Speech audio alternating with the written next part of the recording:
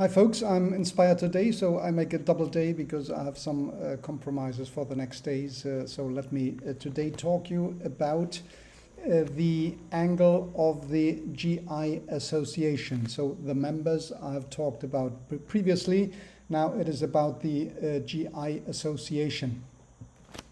It might get a bit technical now because this is, so to say, the professional organization which covers all the members. This is a kind of club, if you want, a club which has to have in the interest of the members. They control to a certain extent its members, its behaviors, if you want, and they promote the interests in whatever they can through institutional channels, through commercial channels, etc. So that is the basic idea. But it might become a bit technical because it is not only about GIs, it is also about collective trademarks, it is maybe also about certification trademarks. So if you want to protect the business model of your members, if you want to have a club, such kind of club, in order to have all the members joined forces for a common effort, then there are different schemes to protect them, depending also on the jurisdiction where you're in. So GI, this is about GI, I will start with that, but this is not necessarily the first step. You may still start out, and more often than not, they start out in Europe with a collective trademark as a first stage. And why is that? Well, it is not an easy task to apply for a geographical indication within your jurisdiction. It may not even exist. It is possible that it exists in your jurisdiction, but it is not necessarily. So the Lisbon Treaty of the WIPO, the World Intellectual Property Organization in Geneva, the Lisbon Treaty has less than 30 member states in the treaty, so it is not a widespread treaty of WIPO, not like the Madrid Protocol or so. Now, a GI organization, I pointed out in various parts already beforehand, a GI organization is a club which supports the members in different ways. A GI organization supports its members in marketing, in obtaining the label, the protection label of the geographical, to design the label perhaps of the geographical indication and apply for it, and have the negotiations done with the official body in your country. It is then provided for you, and you have the possibility to put this label beside your trademark or whatever you have on the product in order to give a head start, to have a head start with regard to the consumers. They know, well, this is something serious and controlled and backed by an organization and even by the state where it comes from. Okay, so marketing effort is one thing. It is relieved to the individual, so there are some efforts behind by the GI organization. They may get negotiation with wholesalers around the world. So as they talk about the whole membership, the quantity is different than the individual farmer. So they have a different angle for negotiation and get better conditions probably than the individual farmers. They have the possibility and obligation at the same time to draft what would be the description of the quality standards you would need to know and you would have to deliver to the state agency. So this is an important thing where you all have to agree about what are the standards which everybody has to comply with. what is the link with regard to the soil, to the climate, to the altitude, to the area in general, what has the area in special, which gives a special flavor or special quality standard or whatever with regard to your product.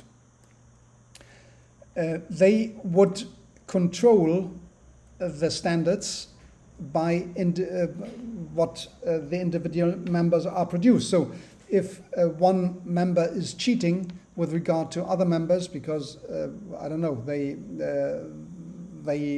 put in, rather than the compulsory ingredient, they put something from another region because it's much cheaper and they want to improve their profit margin. So that would something where the association would step in and force the member either to use the standards they agreed upon beforehand, or they would expulse that member from the GI association, with the consequence that that guy, that company would not be able to use the label anymore.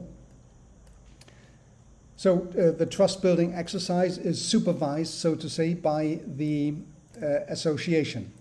Now, furthermore, the association improves. They are the interlocutor, the natural interlocutor with the government agency. If there's something administrative to talk about, well, the admission process, and after maintenance, there's not really a maintenance necessary, because the geographical indications they have, unless trademark or patents and so, they don't have an expiry date, so they are in principle for a long time. Now you want to go outside. Again, there is outside meaning abroad, to other countries, for example to Europe.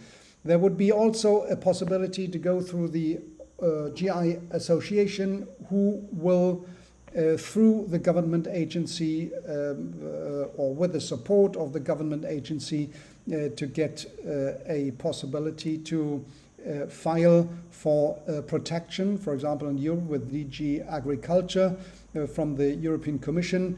There's a possibility to file for that. That can be individual by the organization, but it can also be through trade agreements between country and country, where one chapter is about geographical indications normally, if it is the European Commission which is negotiating, and then it is a possibility to to recognize mutually some, it can be up to, I don't know, 100 or 200, whatever it is, GI labels from one country which is recognized in the other, from one, and vice versa. So that would be an easy way, so to say, to recognize and get protection for your GI in other territories, so to say. That would be normally done through channels through the organization as a professional one.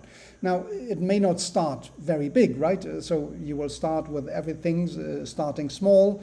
You may have one or two, a secretary and one knowledgeable person, and that's it. And advisors, there might be advisory board or so that may be composed by the members, by the more knowledgeable members, in order to get traction and support of the GI organization, and to have action possible, rather than having going through assemblies and so.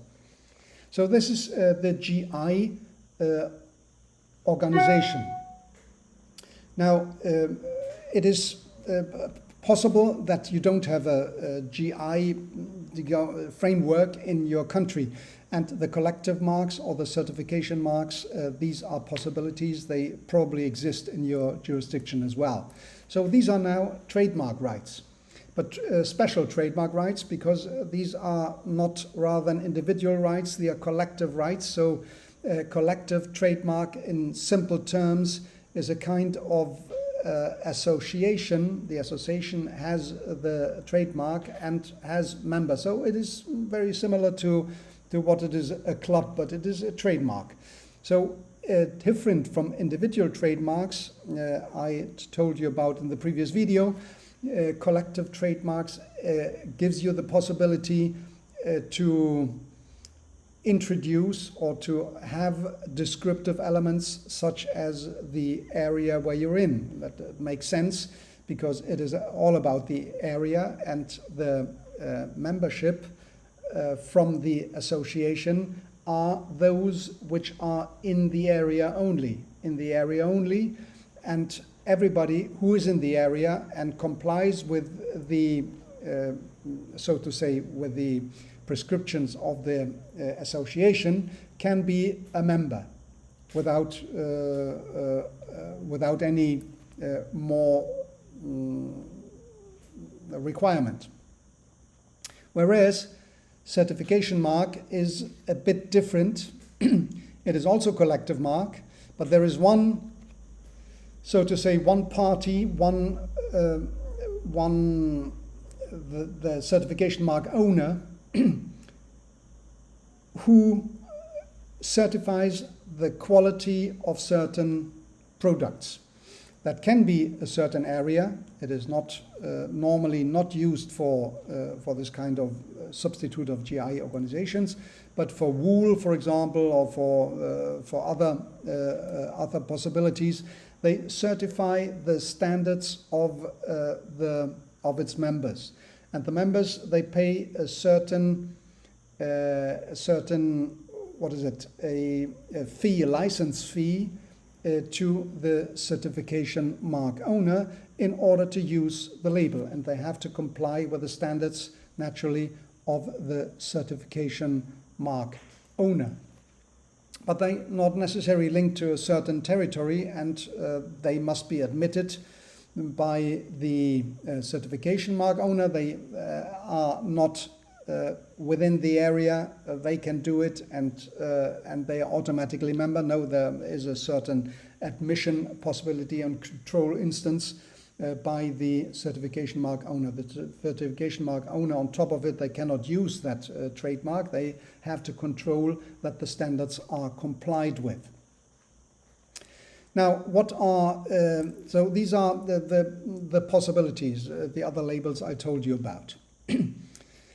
What are strategic considerations with regard to this? Well, more often than not, everything starts out with a collective trademark.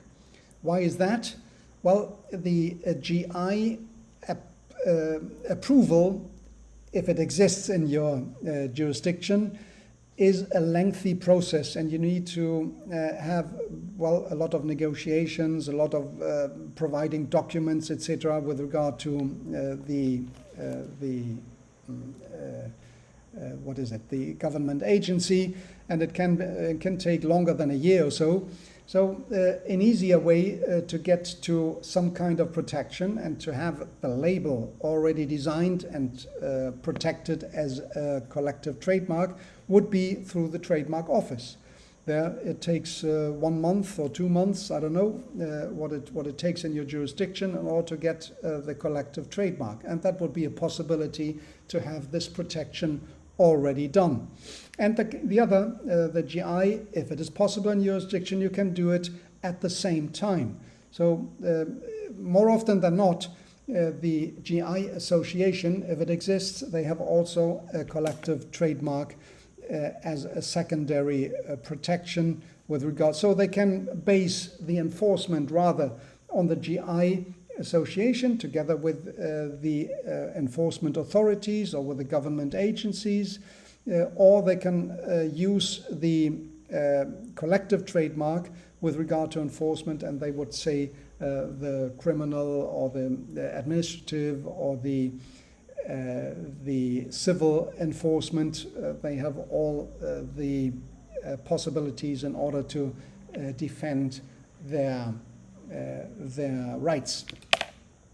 So this is the GI association, a club. It's a club. You can rely on the club to go forward with regard to all the administrative, the marketing, etc. So you can do all this, and this relieves you from individual responsibility. So, and you don't have the competition in your neighborhood. So thank you for tuning in.